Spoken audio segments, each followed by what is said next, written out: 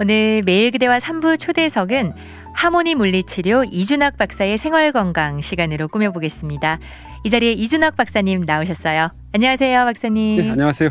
하모니 물리치료 원장 이준학입니다. 네, 또 한 달 동안 잘 지내셨나요? 예, 뭐 늘 잘 지내고 있습니다. 네, 요즘 날씨가 12월인데 겨울 같지가 않아요.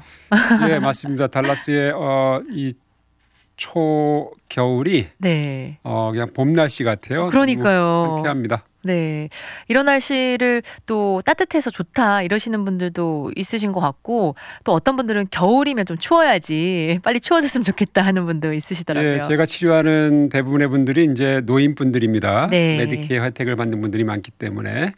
근데 그분들은 한 분 한결같이 네. 다 따뜻한 날씨를 원하십니다. 아, 그래서 요즘 날씨 굉장히 그럼 좋아하시겠네요. 예, 그렇습니다. 아, 네. 아, 그 생각은 못했네요. 정말 그러실 것 같고요.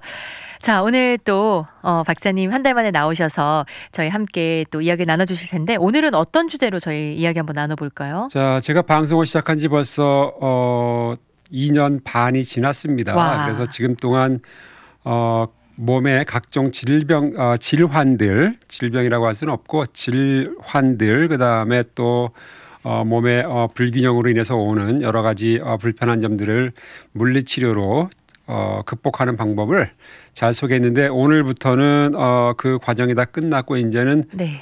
외과적인 수술로 치료를 한 다음에 재활 과정에 대해서 소개를 해드릴 겁니다. 아, 네. 그래서 오늘 첫 번째 이제 방송 내용은 목 디스크 질환, 목에서 신경이 이게 눌려가지고 오는 증상이 심한데, 이 심한 증상을 비치민적인, 그러니까는 비수술적인 방법으로 해결이 안 되기 때문에 네. 부득이 수술을 해야만 할 경우, 그럴 경우 수술 후에 물리치료 재활 과정을 소개하는 겁니다. 네. 대부분의 분들이 수술을 하면은 그냥 이제서는 모든 게 다 정상으로 돌아갈 것이고 통증도 없고 완벽한 상태로 돌아간다라고 생각들 하시는데, 그것은 큰 착각입니다.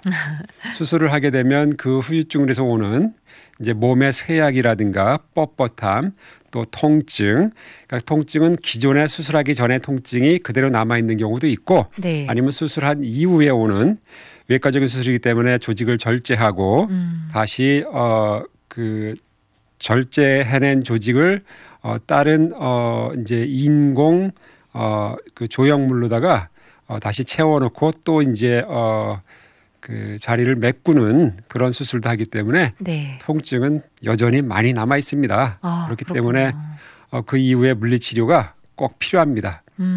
수술하신 분들은 재활치료를 어디서 받을 것이냐라고 고민하시는 분도 있는데, 네. 당연히 물리치료가 수술 후 재활치료의 정답입니다.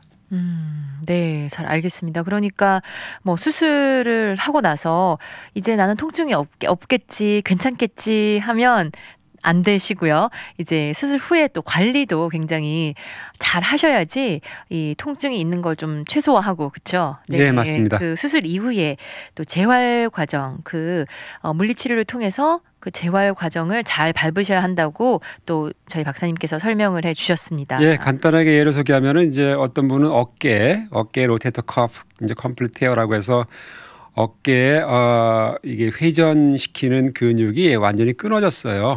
네. 근데 그분 수술하고 나서 물리치료 받으러 오셨는데, 수술 괜히 했다, 이렇게 아플 거면 차라리 안 하는 게 나을 뻔했다라고 네. 이제 하실 정도로 수술하고 나면은 회복되는 과정까지는 통증이 동반됩니다. 그렇기 때문에 그걸 미리 아시고 나서 이제 재활치료가 다 끝나면은 그때는 통증에서 완전히 해방되고 그다음에 완전히 일상생활로 복귀하는 거예요. 일상생활이라는 거는 직장 다니는 사람들은 직장으로 복귀하고 또 네. 운동을 즐기는 사람들은 운동으로 다시 복귀할 수 있는 그런 상태를 말합니다. 네, 그렇군요. 아, 잘 알겠습니다. 이렇게 척추 수술 후에 그 재활 과정이 중요하다고 하셨는데요. 그렇다면 오늘은 이 목 디스크 예, 맞습니다. 대해서 특별히 설명을 해주신다고요? 예, 목에 신경이 눌리는 이유는 여러 가지가 있고 이 신경이 눌렸을 때 보통 비수술적인 요법으로 물리치료를 합니다. 그래서 네. 물리치료다가 잘 이제 해결이 되면은 수술을 받을 필요가 없죠. 근데 물리치료가 잘 적용이 안 되고 여전히 많은 고통 속에서 일상생활이 불가능할 때, 정상적인 일상생활이 불가능할 때 그때는 수술을 어쩔 수 없이 하게 되는데 그 경우에 이제 재활 과정 또 약간의 수술 과정을 제가 소개를 오늘 해드립니다. 네. 자, 첫 번째 사진 부탁합니다.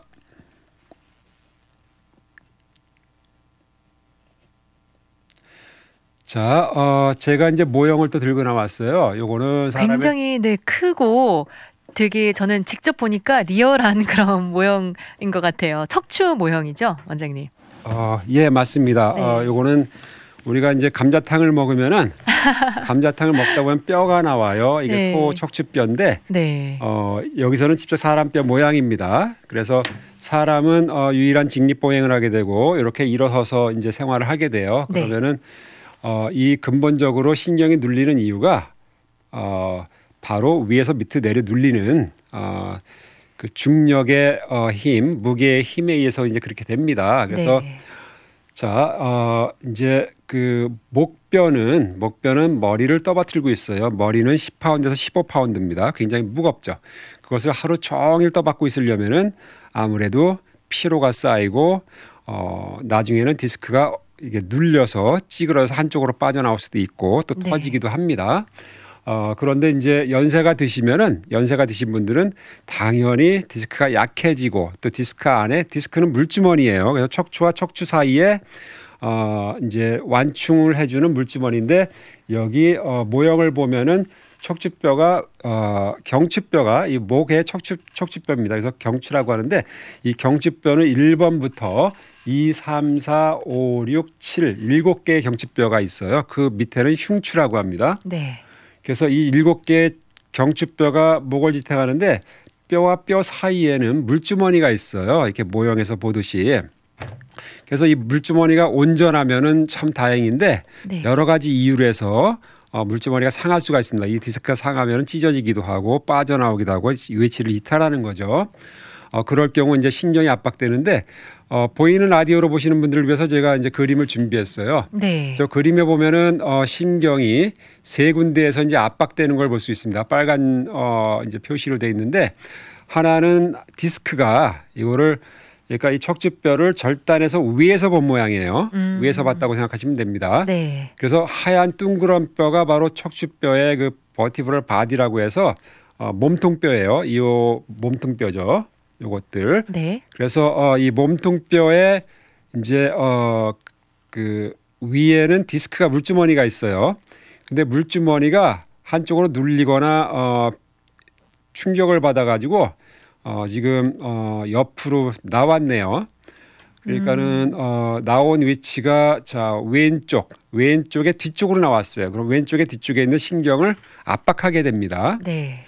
그래서 저 그림의 파란 초록색이 이제 척추 신경이라는 거고 또 그 뒤에 있는 하트 모양의 노란색 신경은 척수라고 하는데 이 디스크가 빠져나오면서 척추 신경이 눌려서 척추 신경의 지배를 받는 곳이 아마 목이나 어깨 또는 뒤에 등 뒤에 어깨 쭉지 팔까지 굉장히 저리면서 이게 칼로 쑤시는 그런 네. 이제 통증을 느낄 거예요. 이런 경우. 네. 그다음에 뒤에는 이제 그 인대가 과도하게 이제 부은 상태로 해서 그 노란색 하트 모양의 척수를 이제 누르는 모양입니다. 네.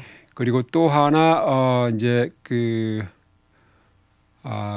이 그림상으로 봤을 때 왼쪽에 있는 이제 그 본스퍼라고 하는데 뼈가 웃자라 갖고 또 신경을 누르기도 해요. 이 뼈라는 거는 비정상적으로 자랄 수가 있습니다. 그러니까 네.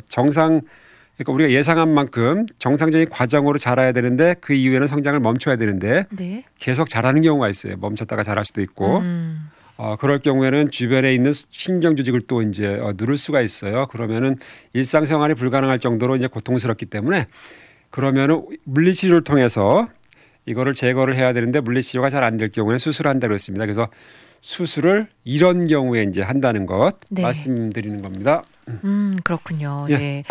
그렇다면요, 이 디스크가 그 물주머니라고 하셨잖아요. 이렇게 예, 조금 맞습니다. 튀어나오는 경우 여기 지금 그림에서 보는 것처럼요. 예. 그렇게 되는 원인은 뭐죠, 원장님? 원인은 주로 위에서 밑으로 누르는 네. 압력이고요. 네. 또 교통사고처럼 크게 척추뼈가 앞뒤로 밀렸다 다시 제자리에 돌아오고 아니면 밀린 상태로 있거나 또 이제 그 척추뼈가 심하게 좌우로 비틀려지는 경우 그런 경우에 디스크 이 물주머니를 싸고 있는 바깥쪽 벽이 굉장히 촘촘한 헝겊 같은 조직으로 한 4겹, 5겹으로 돼 있어요. 네. 그게 이제 심하게 손상되면서 터질 수도 있고 아니면 한쪽으로 밀려 나올 수도 있고 터지지는 않았지만 밀려 나올 수도 있고 그런 겁니다. 네. 잘 알겠습니다. 이런 경우에 사실 뭐 물리치료만으로도 이렇게 회복을 할 수 있겠지만 심한 경우에는 수술을 해야 하고 또 수술을 하고 난 뒤에 재활 과정에 대해서 또 오늘 박사님께서 이야기 나눠 주시려고 하는데요. 네, 오늘 매일 그대와 3부 초대석에는 하모니 물리치료 이준학 박사님 나오셔서요. 오늘은 척추 수술 후 재활 과정에 대해서 저희 함께 이야기 나눠보고 있습니다. 자, 그렇다면요, 박사님, 이 척추 수술 후에 재활 과정을 저희가 이야기 나누니까 먼저 수술을 어떻게 하는지도 조금 살펴보고 갔으면 좋겠어요. 예, 제가 그림으로 이제 준비를 했는데, 네. 자, 보이는 라디오로 보시는 분들은 그림 참조하시면 되고, 자, 그냥 보이는 라디오 없이 청취하시는 분들은 조금 애매하지만 제가 설명을 그래도 뭐 잘 해보도록 하겠습니다. 네. 자, 아까 말씀드린 그 디스크라는 거는 척추뼈와 척추뼈 사이에 있는 물주머니라고 했습니다. 이 물주머니의 역할은 충격을 흡수해주고 척추뼈가 좌우 앞뒤로 잘 움직일 수 있도록 해주는 역할을 해주고요. 그런데 네. 이 디스크가 물주머니가 이제 찌그러졌거나 옆으로 빠져나갔거나 아니면 터졌거나 그럴 경우에는 물리치료로 치료가 안 될 경우에는 수술한다고 했습니다. 그래서 이거는 이제 ACDF라고 하는 건데 이거는 앞쪽에서 수술을 이제 접근을 해가지고 네. 척추뼈 사이에 디스크를 대신할 수 있는 대체물을 집어넣고 다시 봉인하는 겁니다. 네. 그래서 그림의 맨 위에 보면은 자, 이 척추뼈를 절개를 한 상태에서 척추뼈를 벌리고 그 사이에다가 이제 그 보형물을 넣어요. 그러니까 사람의 뼈라든가 네. 지체의 뼈라든가 뭐 플라스틱이라든가 시멘트라든가 이렇게 만들어서 집어넣고 네. 적절한 높이로 그다음에 그것이 다시 앞으로 빠져나오지 않게 하기 위해서는 앞에다 금속이라든가 플라스틱을 대가지고 나사를 박아서 이제 고정을 시킵니다. 네. 그리고 다시 피부, 근육, 신경들을 다시 이제 복개를 하는 거죠. 그렇게 하면은 수술이 끝나면은 이제 대부분 그 인페이션트 그러니까 그 입원 병동에서 재활 치료를 받게 돼요. 네. 입원 병동에서 보통 한 주에서 2주 정도 재활 치료를 받고 그 다음에는 뭐 널싱홈이라든가 또는 이제 조금 롱텀 장기간으로 치료할 수 있는 아웃페이션트 그러니까 아웃페이션트는 아니고 똑같은 인페이션트 그러니까 똑같은 입원해서 치료받는 병원이지만은 이번에는 장기적으로 한 4주에서 8주 정도 치료를 받을 수 있는 곳으로 이제 디스차지를 시킵니다. 네. 퇴원을 시키는데 그러면은 그 이후에 이제 저 같은 아웃페이션트 밖에 있는 통원 치료를 할 수 있는 물리치료 클리닉으로 이제 방문을 하게 돼요. 네. 그래서 보통 4주나 8주 후에 저한테 오게 됩니다. 그래서 그렇게 되면은 이제 본격적인 이제 아웃페이션트 물리치료 재활 과정이 이제 시작되는 겁니다. 네. 자, 다음 사진 부탁합니다. 그러니까 처음에 저희 클리닉을 방문하면은 대부분의 경우 목에다 소프트 칼라라고 해가지고 목에 보호대를 하고 이제 옵니다. 네. 그래서 목의 보호대는 비교적 부드럽지만 잘 목을 이제 고정시켜 줄 수 있는 네. 그런 이제 보호대예요. 네. 자, 다음 사진 부탁합니다. 그래서 수술 후에 한 4주에서 8주 정도 됐을 때 예, 맞습니다. 보통 이제 예. 네. 보통 그 메디케어가 있는 연세 드신 분들은 그 널싱홈 같은 곳으로 네. 이제 퇴원을 시켜요. 그럼 널싱홈에서 일주일에 5일 동안 물리치료, 재활치료를 받습니다. 그 과정이 끝나면은 이제 저희한테 이제 오게 되고, 네. 그래서 이제 처음에 오게 되면은 이제 프리코션이라고 해가지고 주의해야 될 게 있어요. 앞쪽에서 제가 지금 수술처럼 앞쪽에서 접근한 수술 같은 경우는 뒤로 목을 제끼는 동작은 금지합니다. 네. 그 다음에 이제 스스로 자기 힘으로 목을 움직이는 동작들 이런 것도 금지합니다. 네. 그 다음에 이게 언제까지냐면은 8주가 되기까지는 자기 힘으로 움직이는 이런 동작들을 다 금지시키는 거예요. 왜냐하면은 수술한 조직들이 아직 힐링이 덜 됐기 때문에 아물지 네. 않았기 때문에 그 조직을 보호해야 되기 때문에 그런 겁니다. 네. 그래서 저희 같은 이제 아웃페이션트 그 물리치료 재활 하는 사람들은 이런 프리코션을 잘 알고 있어야 돼요. 네. 분명히 이제 또 환자한테 교육을 잘 시켜서 그런 위험한 이제 행동을 하지 않도록 하고, 그 다음에 단계가 있는데 1단계, 2단계, 3단계가 있습니다. 이 재활치료에. 자, 1단계는 0주부터 8주까지고 0주에서 8주는 주로 이제 인페이션트, 그러니까 입원 병원에서 주로 치료를 한다 그랬고, 네. 이때 0주에서 8주까지는 주로 뭘 하냐면은 통증을 가라앉히고 붓기를 가라앉힙니다. 그 다음에 이 재스니까는 네. 이 스카티슈가 있어요. 또 목 같은 경우는 굉장히 흉합니다. 아주 네. 예, 제가 겪어본 보이니까. 바로는 네. 정말 그 흉터를 빨리 없애주고 싶어요. 네, 아주 미관상 안 좋습니다. 네.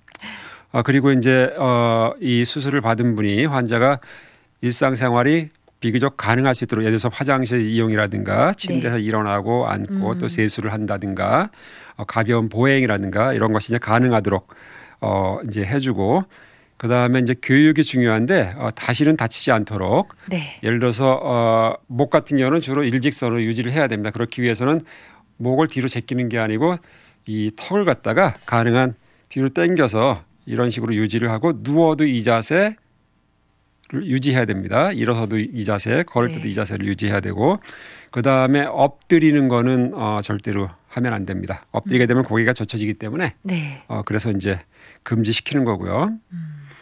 그래서 이 0주부터 8주까지는 일상생활 회복 위주로 하고 목은 철저히 보호하는 상태로, 자, 힘을 가하거나 스스로 목을 부드럽게 하거나 이런 거는 금지시킵니다. 굉장히 그 이야기를 들으니까요. 네. 조금은 많이 불편할, 조금이 아니고 많이 불편할 것 같고, 사실 우리가 목을 누웠다가 일어날 때도 목을 움직이게 되고요. 그렇죠? 예, 맞습니다. 그래서 좀 다른 분의 도움이 필요할 것 같다는 이런 생각이 드는데. 예, 그래서 바로 입원병동에서 재활치료하는 이유가 바로 그렇습니다. 입원병동은 24시간 간호사라든가 간호조무사라든가 또 저희 같은 물리치료사가 매일 물리치료 같은 경우는 1시간에서 1시간 반씩 월요일부터 금요일까지 5일 동안 매일 이제 제공하도록 되어 있습니다. 이게 메디케어에서 요구하는 상황이기 때문에 네. 그 요구하는 상황을 지키지 않으면은 나중에 그 병원에서 그 환자에 대한 치료비를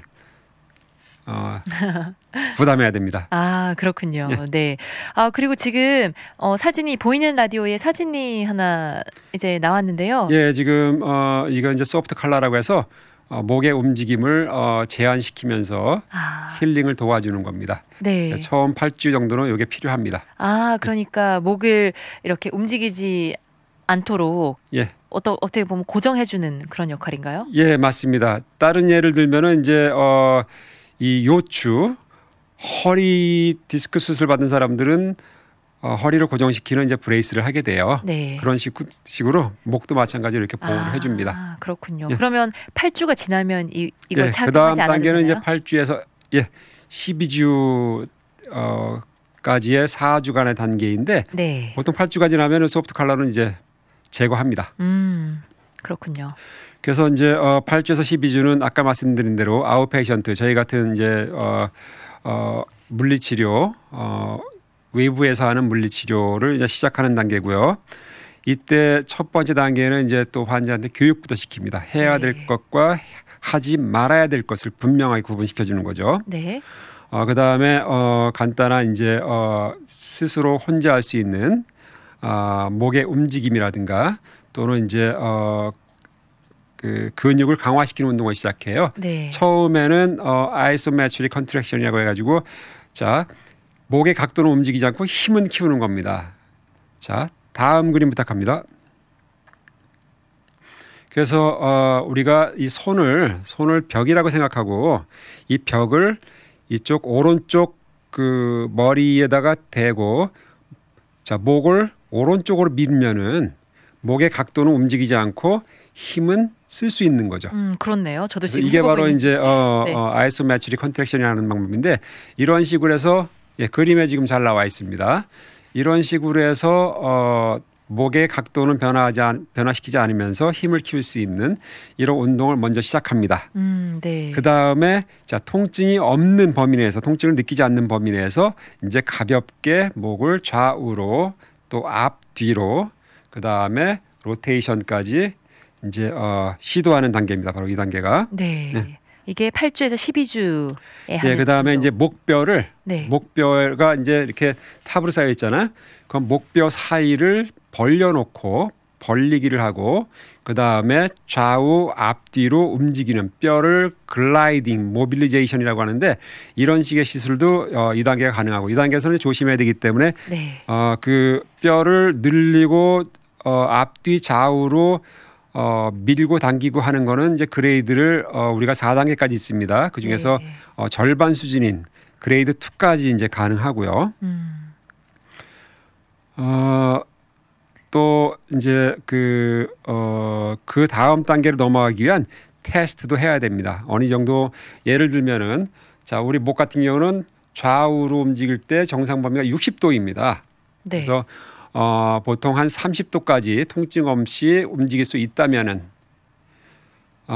그 다음 단계인 3단계로 넘어가게 되죠. 네. 단계가 있군요. 예, 그러니까 맞습니다. 그 이상은 너무 또 무리하게 하면은 안 되겠네요. 예, 이거는 이제 수술하고 나서 재활 과정은 이제 프로토콜이라고 하는데 이 프로토콜은 보통 수술한 의사가 제공하거나 아니면은 그 치료한 병원에서 제공하거나 그게 없으면은 제가 이제 그 제공을 하게 돼 있습니다. 네. 그래서 수술한 의사라든가 그 전에 케어해준 병원하고 저하고 이제 커뮤니케이션을 밀접하게 잘 해야 돼요. 왜냐하면 사고를 예방하기 위해서 이제 그렇습니다. 네. 그래서 그 다음 단계인 12주와 18주가 되면은 이제 어드밴스드된 재활 과정이라고 하는데 이때는 본격적인 스트레치. 예, 다음 그림 나와 있네요. 네. 맥시멀한 그러니까 엔드 레인지까지 끝까지 스트레치하는 거죠. 이 상태에서 자유롭고 통증이 없다면은 오버해서 프레셔를 주면서 스트레치를 이런 식으로 할 수가 있습니다. 네. 물건을 이용해서 또는 자기의 손을 이용해서 쭉 충분히 당겨주는 그래서 완전히 정상적인 범위까지 움직일 수 있도록 해주는 거고 그 다음에는 이제 스트렝스닝 엑서사이즈 근력을 키우기 위해서 아까는 굉장히 제한된 범위 내에서 이제 했지만은 지금은 고무줄이라든가 다른 뭐 기계를 가지고 운동할 수가 있습니다. 예, 다음 그림 지금 나와 있는데 네. 다음 그림에서 보면은 이제 고무줄을 이용해서 자 다음 그림 부탁합니다. 고무줄을 이용해서 이제 목을 앞으로 숙이거나 뒤로 제끼거나 옆으로 숙이거나 네. 또는 돌리거나 하는 그런 동작을 하는 거예요. 그래서 이렇게 이제 스트레치하고 스트렝스닝이 정상적인 힘, 우리가 힘을 이제 등급을 매길 때는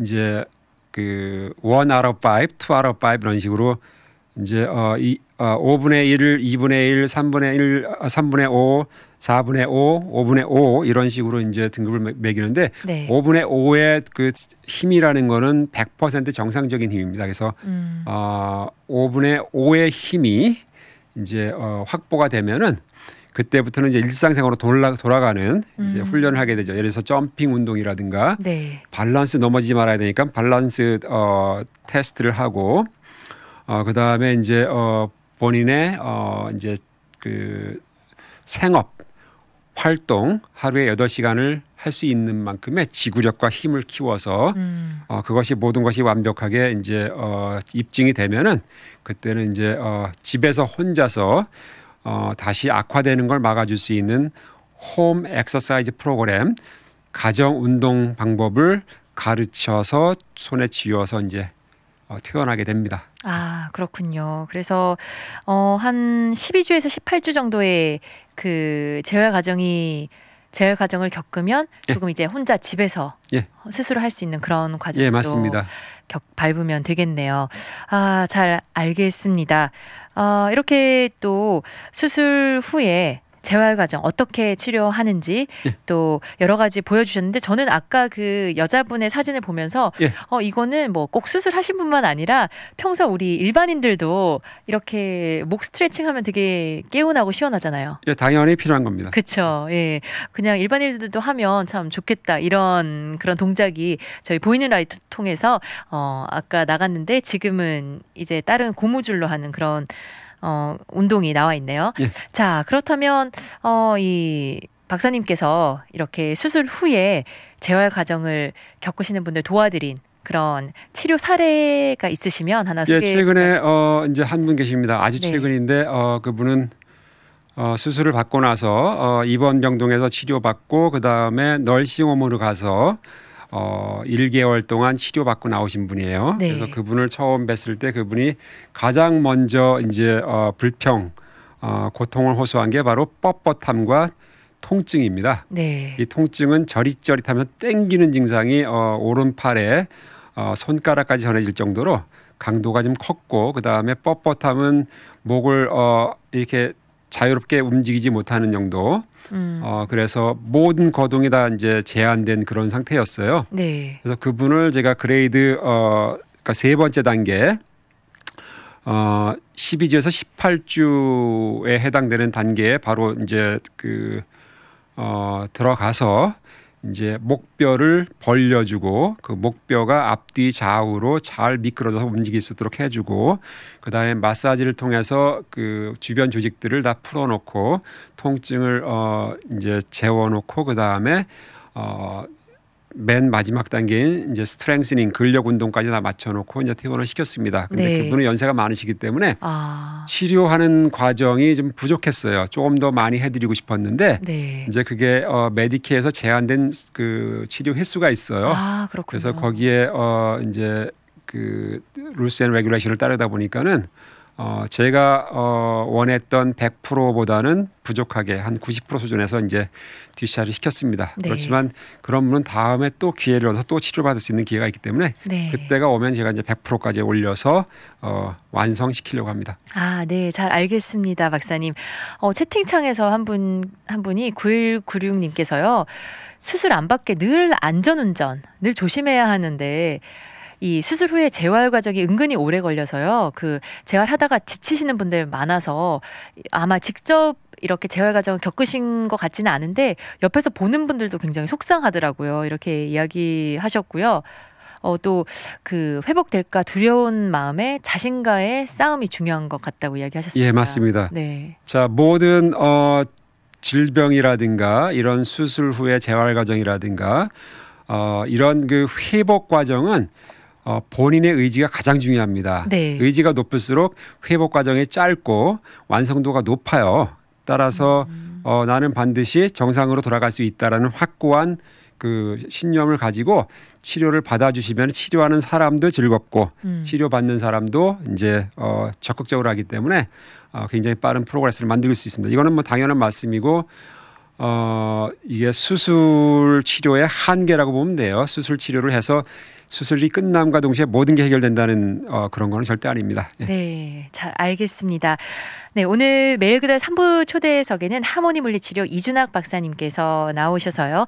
척추 수술 후 재활 과정에 대해서 또 상세히 설명해 주셨습니다.